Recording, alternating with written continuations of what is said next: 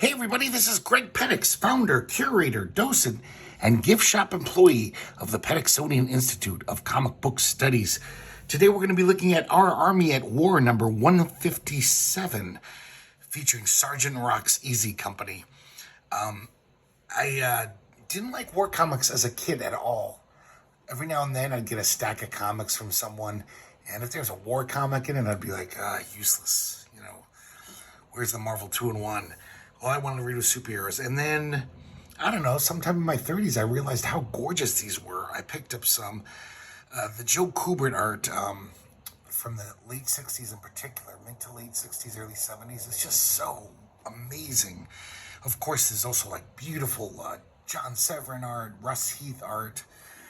Amazing stuff. I also collect the actual comics instead of the collections because there's something about the coloring in this late 60s DC Comics they can't duplicate.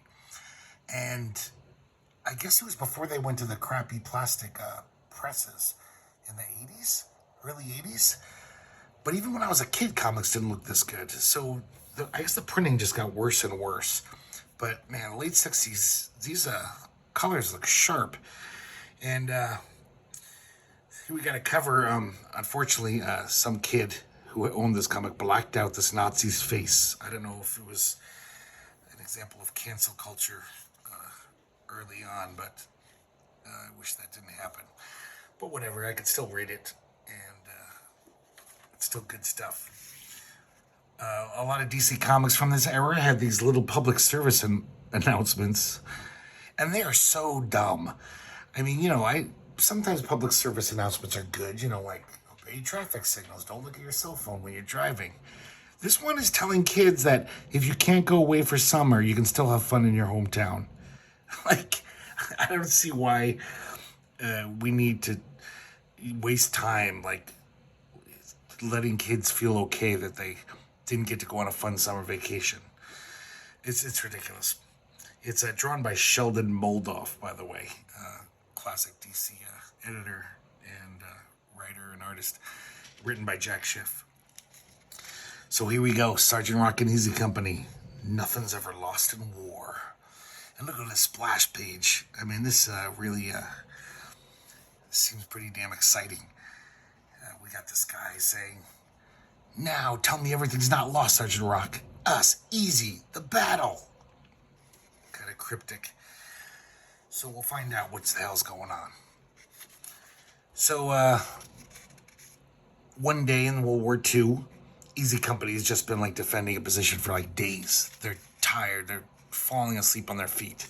Finally, they get some Green Apple recruits to relieve them. And as they're walking away, before they can even get very far, the enemies, the Nazis, obliterate them. They just bomb the shit out of them. So Sergeant Rock's like, "Sorry guys, we gotta go back to defend that position some more," even though they're all exhausted. And here we can see this really interesting coloring. When I was a kid, no comics did this, at least from Marvel. I read mostly Marvel as a kid. Trying to do a little sunset here. I don't know, there's something about these colors I just love. And it's just way better than later comics. Of course, now we have totally full color, but still, at the time, these are really nice looking. There's something about them I love. So they go back to defend the position, and there's one survivor, and this guy's totally shell-shocked. And he says, "Call me lost. That's my name. Everyone's lost. Everything's lost. Lost. And Sergeant Rock says, "Nothing's lost, kid. Nothing's ever lost in a war." Now, you're going to hear this a lot. Robert Kanigher wrote the script, and Joe Kubert draws it beautifully. Robert Kanigher was a pretty good scripter, especially at the time. But man, he repeats things way too much. So this guy keeps ranting, "I'm lost. He says lost 40 times in this word balloon. Sergeant Rock slaps him. He says, "Get a hold of yourself, man." Because he doesn't want his, defeatism to infect his Easy Company. And once again, he says, "Nothing's ever lost in a war." So look at that blue here, that deep blue.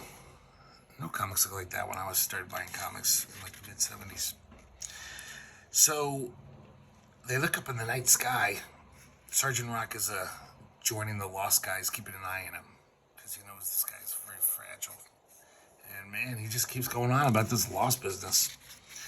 So they see a flying fort being attacked by fighter pilots, and it brings it down. The fort crashes, the wings fall off, it's on fire. So Sergeant Rock, this loser guy, I'll just call him the loser instead of lost, because he's annoying. He's all like, see that you can't tell me that fort isn't lost, Sergeant. Lost, like me. And Sergeant Rock says again, nothing's ever lost in war. And he says, come on, let's see if we can help the crew. And I think they're all dead inside. Yeah, they are. So they're looking through. And sorry, I love this. Joe Kubert's art from this era so much. He's such a good cartoonist. And the fighter pilots come back to make sure that everyone's dead. They don't know that, nobody survived. And so Sergeant Rock kind of reaches over this dead guy and grabs his the waist gunner.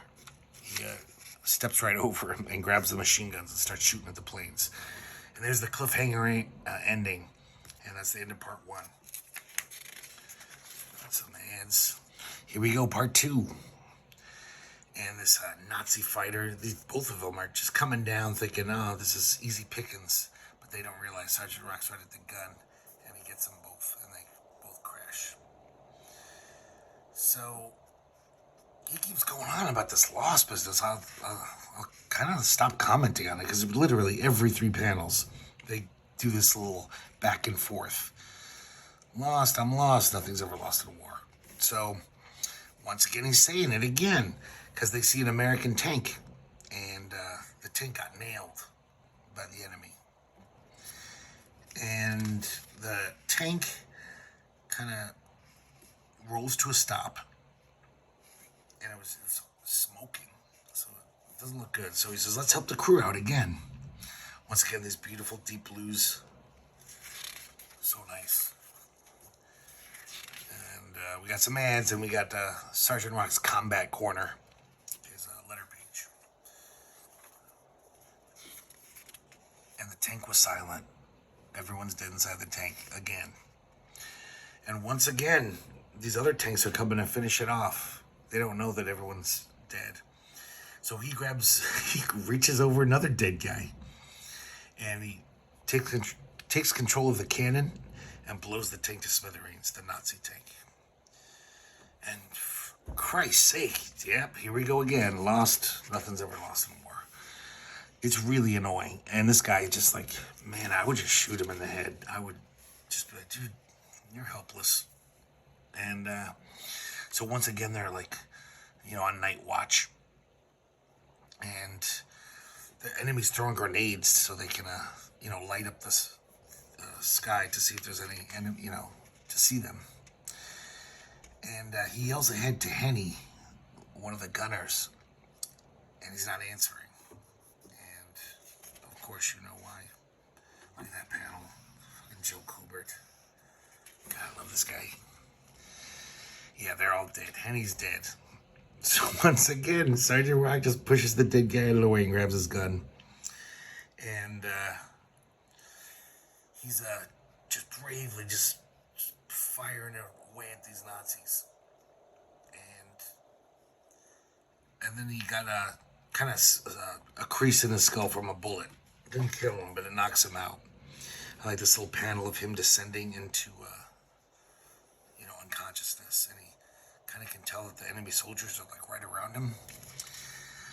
So when he wakes up, the combat happy Joes of Easy Company are all around him, and they said, we fought the Nazis back because you grabbed that gun and beat him off for so long. We have the chance to turn the tide of battle and throw him back. And but the Nazis capture that loser guy as a prisoner of war. So Sergeant Rock, of course, is like, we gotta get him. I think we can head him off at the pass. We can move faster than they are.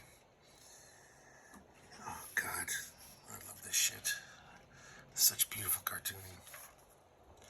Whoa, I forgot about this. Look at that. So they don't want to fire, and they're afraid of hitting loser guy. So they just attack using their hands, and they're having a gay old time beating up Nazis. But this is such good art. This is a poster. I love this shit. And we see all the VZ company, and they were in almost every issue. You know, these guys never seem to die. His core group. It was only the Green Apples that died. That's what they called the new guys, the Green Apples. And those guys were not long for this earth. They were like Ensign Leibowitz in Star Trek. That one unnamed guy who'd beamed down on the planet. You know that guy wasn't going to live. Spock, McCoy, and Kirk would be fine. Okay, sorry. I just want to look at this for 10 minutes. So, finally, this guy, you know, they rescue him. And he even says, nothing's ever lost in war, especially a sergeant. So he finally comes around and, you know, stops being like a fucking broken record every 3 panels. And he kind of got over his shell shock. Once again, trying to do this with the limited powers of the old printing presses, just trying to do this nice color sunset type effect. So weird, the second story in the book is Spotter on the Spot. This is written by Hank Chapman. Never heard of that guy. I assume he wrote war comics for DC. And drawn by Irv Novick. You know, that guy was like drawing comics since 1940, since the beginning of comics. So here we are in 1965, he's still drawing. And this is, whatever, very pedestrian art. I guess it works, though, you know, it's not wretched. And this is kind of, they always have this little backstory in these war stories to make it interesting. There's always some kind of cute little angle. So this is a spotter, this guy. And he's the guy who, like, crawls ahead and says, hey, here's the coordinates. You know, shoot the mortars to these coordinates and you can blow up the enemy cannon or whatever they got going. And it turns out the guy who he radios to give the coordinates is his brother. They're in the same troop or whatever it's called. And, you know, he orders the command to blow up the artillery. And he doesn't like it, this first guy.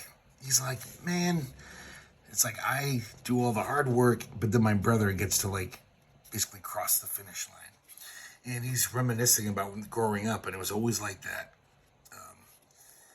It was like in football, he would always pass to his brother, and the brother would always run across the finish line. Literally. In basketball, he'd, you know, pass to his brother, and the brother would score. And he would make passes at girls, but his brother always scored. So he's kind of, you know, resentful of his brother, his big brother. So he's always trying to transfer. He's like, I'm sick of this shit, being in the shadow. I want to do the real fighting, you know? And they're like, no, you're too valuable. You're really good at this. So he goes back to being a spotter. And once again, his brother blows up the thing, and he's grousing about it. But then all of a sudden, he gets attacked by this fighter plane. And the brother's calling him, saying, why aren't you reporting? What's up? And he's like, there's a plane that's got me pinned.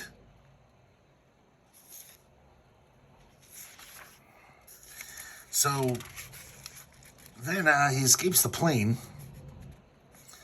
And look at this weird sun. I don't know if it's trying to reflect that he's, like, you know, thirsty. So he's starting to see things weird. It's really bizarre, that little effect. And then this tank comes out of nowhere, the Nazi tank. And and the tank is attacking his brother and the other soldiers. Yeah, he's heading back to camp. He sees this tank attacking them. He says, gotta draw the tank's fire away from my brother. And it works. The tank turned back for a second to shoot at him, but then it started shooting again at his brother and his brother's battery. So he, all of a sudden, by luck, he finds an unexploded shell left over from another fight. Will it go off? I kind of like the storytelling. Use these different camera angles. It's like circling around his head. and he throws it at the tank. It works. Kind of far-fetched, I think. And blows up the tank, so he saves the day. And then that plane comes back. He says, the same Nazi wolf that clawed me in the desert. So this tank, the battery can't angle. The plane knows like their range, so they can't really get a beat on him. But he's got this blown up tank, and the gun still works. So he climbs into the turret, and the plane's coming right at him, and he blows it out of the sky. And his brother shows up, and all the guys from his troop, and they have a cute little moment. And yeah, actually, Novik's pretty good. I kind of like this art. He's no Joe Kubert, though, but then again, who is? Then we have this last thing, American military ornaments. Our army, all the DC war comics would have these little, like, almost historical things. And these are various medals and ornaments from, various periods in American military history. And that's it. I know war comics aren't very popular in fandom, but I love them. I love these DC war comics. So every now and then I'm going to whip one of these out and show you, especially the ones with Kubert and Russ Heath. So, of course, yeah, covered by Joe Kubert. Unfortunately blacked out. If anyone has a better copy of this, feel free to send it to me at the address in the notes. I'll be very grateful if it's no bother. So I hope you liked the video, and I'll see you next time. Have a good night.